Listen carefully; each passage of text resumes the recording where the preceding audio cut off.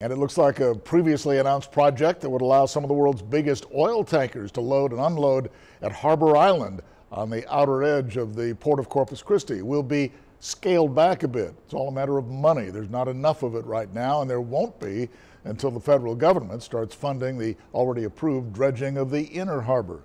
Still, those behind the scenes, those behind the Harbor Island project say it will happen, and now Rudy Trevino talked with some of those folks today. We've got two projects. Chairman Charlie Zahn says one project includes the plans for Harbor Island.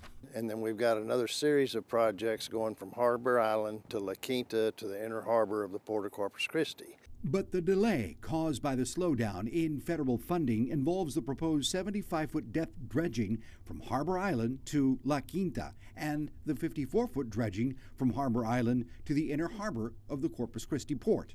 Therein lies the problem. The federal government has an obligation on the 54-foot project to pay 2/3 of the cost, and we're going to wait as the government pays their share. We'll continue to move towards the inner harbor. We're doing a lot right now, and that's part of it. We've just the volume of work has grown. Port of Corpus Christi CEO Sean Strawbridge says there's a certain political element to the delay in federal funding. The Port of Corpus Christi is one of 3 ports in the country that's eligible for budget dollars, federal budget dollars for channel improvement projects, and we have to compete with those other ports.